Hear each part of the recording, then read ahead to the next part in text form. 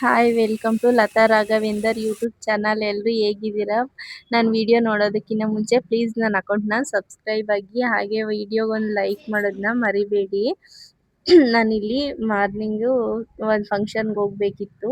ಅದಕ್ಕೆ ಬೆಳಗ್ಗೆನೇ ಬೇಗ ಟಿಫನ್ ಮಾಡಿಟ್ಬಿಟ್ಟು ಹೋಗೋಣ ಅಂತ ಹೇಳ್ಬಿಟ್ಟು ನಾನಿಲ್ಲಿ ವಾಂಗಿಬಾತ್ ಗೊಜ್ಜು ಮಾಡ್ತಾ ಇದ್ದೀನಿ. ಹಾಗೆ ರೈಸ್ಗೆ ಇಟ್ಕೊಳ್ತಾ ಇದ್ದೀನಿ. ಫಸ್ಟೇ ರೈಸ್ಗೆ ಇಟ್ಕೊಂಡು ಆಮೇಲಿಂದ ವಾಂಗಿಬಾತ್ ಗೊಜ್ಜು ಮಾಡೋದಕ್ಕೆ ನಾನು ಇಲ್ಲೆಲ್ಲ ಹಚ್ಚಿಟ್ಟು ರೆಡಿ ಮಾಡೋಣ ಅಂತ ಹೇಳ್ಬಿಟ್ಟು ಹಚ್ಕೊಳ್ತಾ ಇದ್ದೀನಿ ತರಕಾರಿ ಎಲ್ಲ.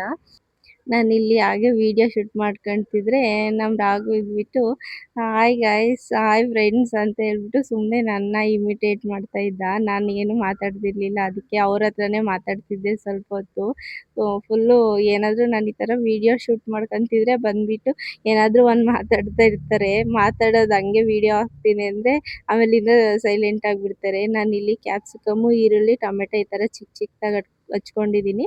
ಮತ್ತು ಜೊತೆಗೆ ಸ್ವಲ್ಪ ಕೊತ್ತಂಬರಿನೂ ಹಚ್ಕೊಳ್ತಾ ಇದ್ದೀನಿ. ವಾಂಗಿಬಾತಿಗೆ ಎಲ್ಲರೂ ವಾಂಗಿಬಾತ್ ಬದನೆಕಾಯಿ ಹಾಕಿ ಮಾಡ್ತಾರೆ. ನಾನು ಅದೇ ಥರ ಮಾಡ್ತಿದ್ದಿದ್ದು. ವಾಂಗಿಬಾತು ಮಾಡಬೇಕಾದ್ರೆ ಆ ಥರ ಮಾಡ್ತಿದ್ದೆ. ಇಲ್ಲಿ ನಾನು ವಾಂಗಿಬಾತ್ ಗೊಜ್ಜು ಮಾಡ್ತಿದ್ದೀನಲ್ಲ, ಅದಕ್ಕೆ ಅದನ್ನು ವಾಂಗಿಬಾತು ಬದನೆಕಾಯಿ ಹಾಕ್ದಲೇ ವಾಂಗಿಬಾತ್ ಗೊಜ್ಜು ರೆಡಿ ಮಾಡ್ಕೊಳ್ತಾ ಇದ್ದೀನಿ ನೋಡಿರಿ. ನಾನಿಲ್ಲಿ ಫಸ್ಟ್ ಒಂದು ಬಾಣಲಿಗೆ ಒಂದು ಸ್ವಲ್ಪ ಎಣ್ಣೆ, ಒಂದು ಸ್ವಲ್ಪ ಕಡಲೆಬೀಜ, ಉದ್ದಿನಬೇಳೆ, ಕಡಲೆಬೇಳೆ ಹಾಕ್ಕೊಂಡು ಕರಿಬೇವು ಹಾಕ್ಕೊಂಡು ಚೆನ್ನಾಗಿ ಫ್ರೈ ಮಾಡ್ಕೊಳ್ತಾ ಇದ್ದೀನಿ. ಅದಾದಮೇಲೆ ಹಚ್ಚಿಟ್ಕೊಂಡಿರೋಂಥ ಈರುಳ್ಳಿನ ಹಾಕಿ ಚೆನ್ನಾಗಿ ಫ್ರೈ ಮಾಡ್ಕೊಳ್ತಾ ಇದ್ದೀನಿ. ಈರುಳ್ಳಿನೂ ಚೆನ್ನಾಗಿ ಫ್ರೈ ಆಗಬೇಕು.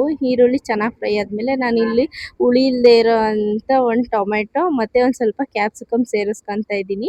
ಹುಣ್ಸೆಹಣ್ಣು ಸೇರಿಸ್ಕೊಳಂಗಿದ್ರೆ ನೀವು ಟೊಮೆಟೊ ಏನು ಸೇರಿಸ್ಕೊಳ್ಬೇಡಿ. ನಾನು ಟೊಮೆಟೊನ ಸೇರಿಸ್ಕೊಳ್ತಾ ಇದ್ದೀನಿ. ಅದು ಚೆನ್ನಾಗಿ ಫ್ರೈ ಆದಮೇಲೆ ಸ್ವಲ್ಪ ಉಪ್ಪು ಸೇರಿಸ್ಕೊಂಡು ಅದನ್ನು ಚೆನ್ನಾಗಿ ಫ್ರೈ ಮಾಡಿಕೊಂಡು ನಾನಿಲ್ಲಿ ವಾಂಗಿಬಾತ್ ಪೌಡ್ರು ಅಂಗಡಿದು ಯೂಸ್ ಮಾಡ್ತಾ ಇದ್ದೀನಿ. ಮನೇಲಿ ಮಾಡೋಂಗಿದ್ರೆ ನಾನು ವಾಂಗಿಬಾತ್ ಮಾಡ್ತಿದ್ದೆ, ಅದು ಪೌಡ್ರು ಅಂಗಡಿಯಲ್ಲಿ ತಂದಿರೋದ್ರಿಂದ ಈ ಥರ ಗೊಜ್ಜು ಮಾಡ್ಕೊಳ್ತಾ ಇದ್ದೀನಿ. ಲಾಸ್ಟಲ್ಲಿ ಸ್ವಲ್ಪ ಕೊತ್ತಂಬರಿ ಸೇರಿಸ್ಕೊಂಡ್ರೆ ವಾಂಗಿಬಾತ್ ಗೊಜ್ಜು ರೆಡಿ ಆಗುತ್ತೆ. ನಾನಿಲ್ಲಿ ವಾಂಗಿಬಾತ್ ಗೊಜ್ಜು ರೆಡಿ ಮಾಡಿಬಿಟ್ಟು ಸ್ನಾನ ಮಾಡ್ಕೊಂಡು ಬಂದು ರೆಡಿ ಆಗೋಣ ಅಂತ ಹೇಳ್ಬಿಟ್ಟು ಈ ಥರ ಸ್ವಲ್ಪ ಹೊತ್ತು ಬಿಸಿಲಿಗೆ ತಲೆ ಸ್ನಾನ ಮಾಡಿದ್ನಲ್ಲ, ಬಿಸಿಲಿಗೆ ಬಂದುಬಿಟ್ಟು ತಲೆ ಎಲ್ಲ ಒಣಗಿಸ್ಕೊತಾ ಇದ್ದೀನಿ. ಇಲ್ಲಾಂದರೆ ನನಗೆ ಬೇಗ ತಲೆನೋವು ಬಂದುಬಿಡುತ್ತೆ, ಒಂಥರ ತಲೆ ಭಾರ ಅನಿಸ್ತಿರುತ್ತೆ. ಅದಕ್ಕೆ ನಾನು ಸ್ವಲ್ಪ ತಲೆ ನೀಟಾಗಿ ಕೂದಲೆಲ್ಲ ಒಣಗಿಸ್ಕೊಂಡ್ಬಿಟ್ಟು ಆಮೇಲಿಂದ ರೆಡಿ ಆಗೋಕ್ಕೆ ಹೋಗ್ತೀನಿ. ಇವತ್ತು ಬೇಗ ಫಂಕ್ಷನ್ಗೆ ಹೋಗ್ಬೇಕಿತ್ತಲ್ಲ, ಅದಕ್ಕೆ ಸ್ವಲ್ಪ ಬೇಗನೆ ರೆಡಿ ಆಗ್ತಾ ಇದ್ದೀನಿ. ಈ ಕಡೆ ತಿಂಡಿನೂ ರೆಡಿ ಆಯಿತು. ಅದಕ್ಕೆ ತಿಂಡಿ ಕಲಿಸ್ಬಿಟ್ಟು ಕೊಡೋಣ, ತಿಂಡಿ ತಿಂದ್ಬಿಟ್ಟು ಆಮೇಲೆ ನಿಧಾನಕ್ಕೆ ರೆಡಿಯಾಗಿ ಹೋದ್ರೆ ಆಯಿತು ಅಂತ ಹೇಳ್ಬಿಟ್ಟು ಈ ಕಡೆ ತಿಂಡಿನೂ ಕಲಿಸ್ಕೊಳ್ತಾ ಇದ್ದೀನಿ. ಮಾಡಿ ಈ ಥರ ಮಾಡಿಟ್ಕೊಂಡಿರೋ ಅನ್ನನೇ ಈ ಗೊಜ್ಜಿಗೆ ಮಿಕ್ಸ್ ಮಾಡಿಕೊಂಡ್ರೆ ರೆಡಿ ಆಗುತ್ತೆ. ತುಂಬ ದಿನ ಆದಮೇಲೆ ನಮ್ಮ ಅಮ್ಮವ್ರ ಕಡೆ ಫಂಕ್ಷನಿಗೆ ಹೋಗ್ತಾ ಇದ್ದೆ. ಅದಕ್ಕೆ ನನಗೊಂಥರ ತುಂಬ ದಿನ ಆಯ್ತು ಎಲ್ರನ್ನೂ ಮಾತಾಡಿಸಿ ಹೆಂಗೆ ಮಾತಾಡ್ಸೋದು ಅಂತ ಏನೋ ಒಂಥರ ಮುಜುಗರ ಭಯ ಇತ್ತು. ಆದರೂ ಇಲ್ಲೇ ಅಲ್ವಾ ಇರೋದು, ನಮ್ಮ ಶಾಪಿಂದ 100 ಮೀಟರ್ಸ್ ಫಂಕ್ಷನಲ್ಲಿ ಇದ್ದಿದ್ದಷ್ಟೇ. ಅದಕ್ಕೆ ನಾನು ಸರಿ ಆಯಿತು ಹೋಗಿ ಬರೋಣ ಅಂತೇಳ್ಬಿಟ್ಟು ರೆಡಿ ಆಗ್ತಾ ಇದ್ದೆ. ಅವಳು ನನ್ನ ಫ್ರೆಂಡೇನೆ, ಅತ್ತೆ ಮಗಳು.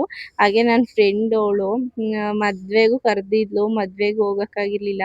ಅವಳದು ಇವಾಗ ಸೀಮಂತ. ಅದಕ್ಕೆ ಸರಿ ಹೋಗ್ಬಿಡೋಣ, ಇಲ್ಲೇ ಅಲ್ವಾ ಶಾಪ್ ಹತ್ರನೇ 100 ಮೀಟರ್ಸಲ್ಲಿ ಇರೋದು ಅಂತೇಳ್ಬಿಟ್ಟು ರೆಡಿ ಆಗ್ತಾ ಇದ್ದೀನಿ. ಎಲ್ಲ ರಿಲೇಟಿವ್ಸು ಬಂದಿರ್ತಾರೆ. ಹೆಂಗೆ ಹೋಗೋದು ಒಂಥರ ಅನಿಸ್ತಿರುತ್ತೆ. ತುಂಬ ದಿನ ಆಯ್ತು ಎಲ್ರೂ ಮಾತಾಡಿಸಿ. ನಾನು ಮದುವೆ ಆಗಿ 3 ಇಯರ್ಸ್ ಆದ್ರೂ ನಮ್ಮ ಅಮ್ಮವ್ರ ಕಡೆ ರಿಲೇಟಿವ್ಸ್ ಏನು ಫಂಕ್ಷನ್ ಮಾಡಿದ್ರು ನಾನು ಹೋಗೇ ಇರಲಿಲ್ಲ. ಇವತ್ತೇ ಫಸ್ಟ್ ಟೈಮ್ ಹೋಗ್ತಾ ಇರೋದು ಈ ಥರ ಫಂಕ್ಷನ್ಗೆ. ನಾನು ಎಲ್ಲ ರೆಡಿ ಆಗಿದ್ದಾಯಿತು.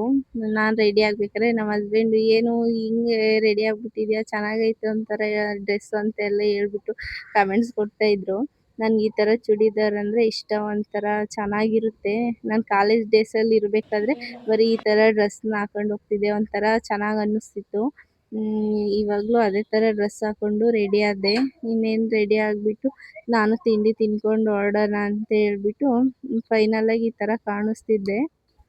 ನಾನು ಕಾಲೇಜ್ಗೆ ಹೋಗ್ಬೇಕಾದ್ರೆ ವಾಚ್ ಹಾಕೊಂಡು ಹೋಗ್ತಿದ್ದೆ. ಇವಾಗ ಮದುವೆ ಆದಮೇಲೆ ಇನ್ನೇನು ಡೈಲಿ ಶಾಪಿಗೆ ಎಲ್ಲಿ ಹೋಗೋದು ಅಂತ ಹೇಳ್ಬಿಟ್ಟು ನಾನೇನು ವಾಚೆಲ್ಲ ಹಾಕೊಂತಿರ್ಲಿಲ್ಲ. ಇವತ್ತು ಹಾಕೊಂಡ್ಬೇಕಾದ್ರೆ ಒಂಥರ ಖುಷಿ ಅನ್ನಿಸ್ತಿತ್ತು. ನಾನು ಎಲ್ಲ ತಿಂಡಿ ಎಲ್ಲ ಮುಗಿಸ್ಕೊಂಡು ಫಂಕ್ಷನ್ ಹಾಲ್ ಹತ್ರ ಬಂದೆ. ನೋಡಿ ಇಲ್ಲಿ ಸೀಮಂತಕ್ಕೆ ರೆಡಿ ಆಗಿರೋ ಹುಡುಗಿ ಎಷ್ಟು ಚೆನ್ನಾಗಿ ಕಾಣಿಸ್ತಿದ್ದೆ ಅಂತ ಹೇಳ್ಬಿಟ್ಟು ಸೀಮಂತ ಎಲ್ಲ ಮುಗಿಸ್ಕೊಂಡಾದ್ಮೇಲೆ ನಾನು ಊಟಕ್ಕೆ ಬಂದೆ. ಊಟ ತುಂಬ ಚೆನ್ನಾಗಿ ಮಾಡಿಸಿದ್ರು. ಚೆನ್ನಾಗಿತ್ತು ಊಟ ಎಲ್ಲ ಮುಗಿಸ್ಕೊಂಡು ಸ್ವಲ್ಪ ಪ್ರೆಸೆಂಟೇಷನ್ ಎಲ್ಲ ಕೊಡ್ತಿದ್ರು ಎಲ್ಲರೂ, ನಾವು ಕೊಟ್ಬಿಟ್ಟು ಬಂದ್ವಿ. ಅದಾದಮೇಲೆ ನಾನೊಂದೆರಡು ಫೋಟೋಸ್ ತೆಗೆಸ್ಕೊಂಡೆ ಶಾಪ್ ಹತ್ರ ಬಂದುಬಿಟ್ಟು. ಅದಾದ್ಮೇಲೆ ನಮ್ಮ ಹಸ್ಬೆಂಡ್ ಊರಿಗೆ ಹೋಗ್ಬೇಕು ಅಂತ ಹೇಳ್ತಿದ್ರು. ಅವರು ಹೊರಟ್ರು ಊರಿಗೆ.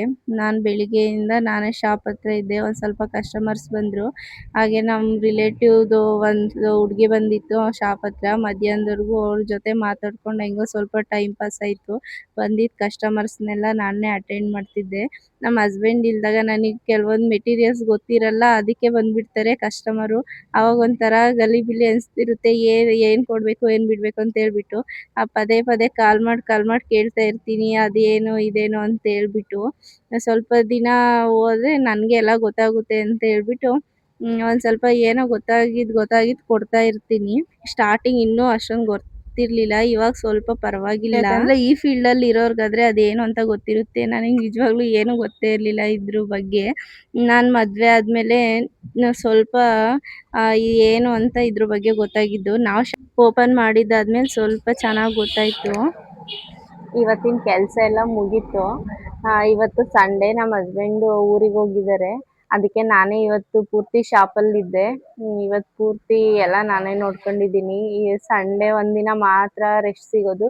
ರೆಸ್ಟ್ ಅಂತ ಏನಿಲ್ಲ, ಡೈಲಿ ಶಾಪ್ ಓಪನ್ ಮಾಡಲೇಬೇಕಾಗುತ್ತಲ್ಲ, ಅದಕ್ಕೆ ಸಂಡೇ ನಮ್ಮ ಹಸ್ಬೆಂಡು ಊರಿಗೆ ಹೋಗ್ತಾರೆ. ನಾನು ಬೇಕು ಅಂದರೆ ಯಾವತ್ತಾದರೂ ನಾನು ಒಂದಿನ ಊರಲ್ಲಿ ಇರ್ತೀನಿ. ಇವತ್ತು ಫ್ರೆಂಡ್ಸ್ ಜೊತೆ ಸ್ವಲ್ಪ ಅವರು ಆರಾಮಾಗಿ ಇದ್ಬಿಟ್ಟು ಬರ್ತಾರೆ.